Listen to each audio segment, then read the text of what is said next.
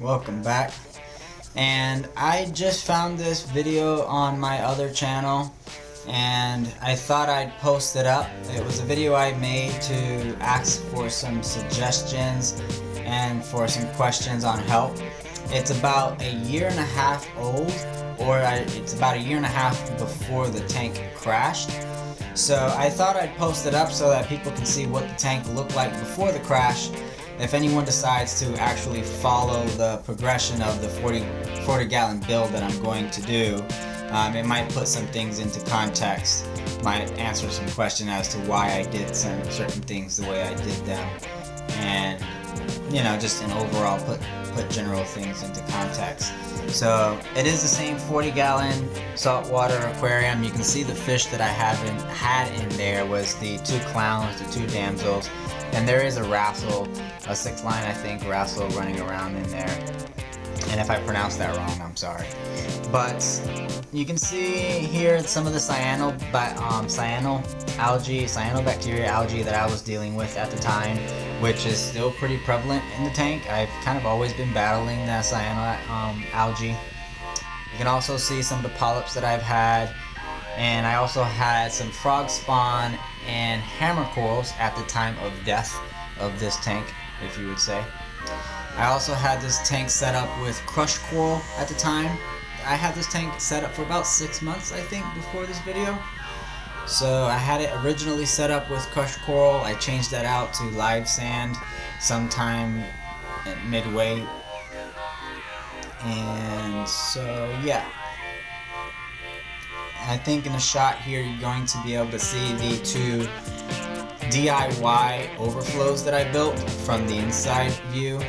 There are two different types of DIYs that I found online and created, and they worked for some time, but they did fail. They did fail after a while. They started to fail after a while. And all the fish were doing really great. But yeah, so in a moment here we'll shoot back to the backside of the tank and we'll be able to see what kind of setup I had on this tank here. And there was something else. Yep, the power head. I did only have one power head, which from what I've seen online, should have been enough, but I always was battling detritus, or I wasn't doing enough water changes. I'm going to assume the answer was I wasn't doing enough water changes. But vacuuming up the crushed coral or the live sand was always kind of an issue, because I was always never had enough. I was never doing a big enough water change to do all of the vacuuming that I wanted to do. Part of the other issue at this point in time with the cyanoalgae and everything was probably the refugium that I had in the back, causing me some problems, and general husbandry with the filter, the media filters and stuff that I had. So some general husbandry issues was more likely not the cause of the cyanobacteria that I had in here at this time. But it was a pretty tank and a pretty setup in there in the living room, so I kind of enjoyed that. I don't know how long I was rambling about, and I don't know what I was rambling about for this god-awful amount of time. So hopefully this video will shoot over to the back here shortly, and we can start looking at that. It's about a 30-minute long, the original video. Oh, there's a little shrimp there. I love that guy. He actually lasted a very long time. Over a year, I believe. And so I was actually kind of surprised about that.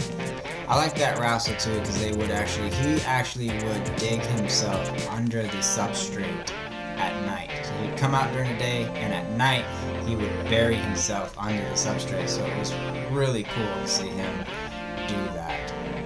Freaked me out the first time I actually saw him do it. And let's see here. The video was about a 30-minute long video. I chopped it up as much as I could. Well, probably apparently not as much as I could have. I'm still in the front part of the tank here.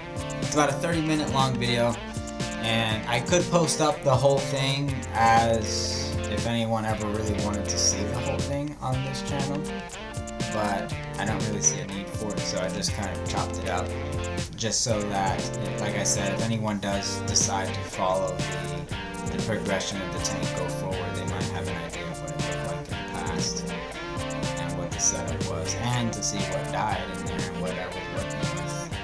So yeah, and I'm pointing at something funky there for some reason. The blue pipe in the back is one overflow. You can see at the very top there I drilled some hose. I had a hang on the back filter. Oh, and there we go.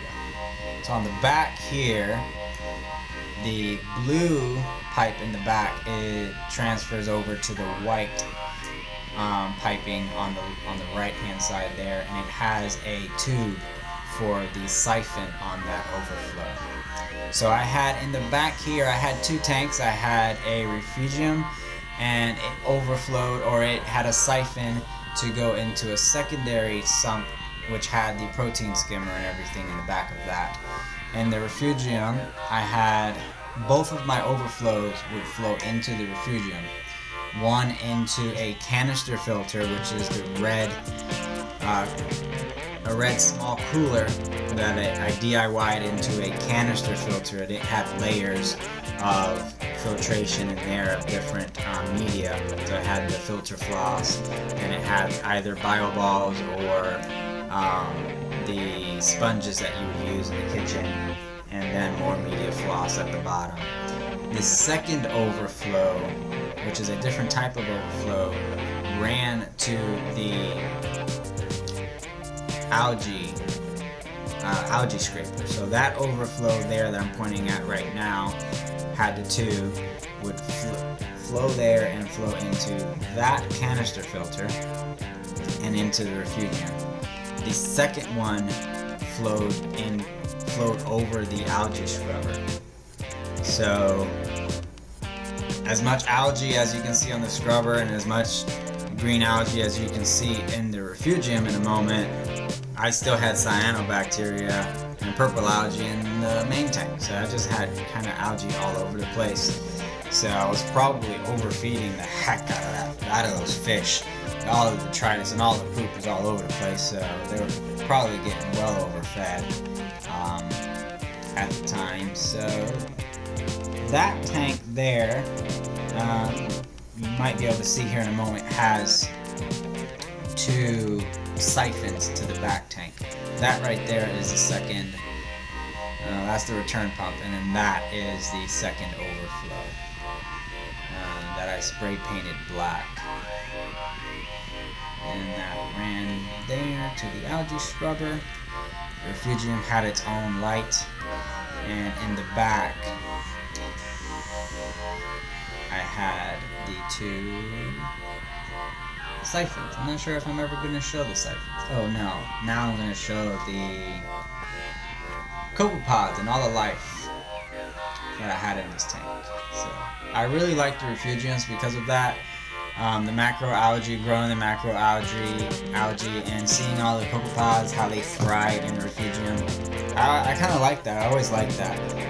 I might have to do another refugium just because of how much I enjoy doing that, but I would need more experience with the tank and experience with saltwater aquarium in general in order to set up another refugium.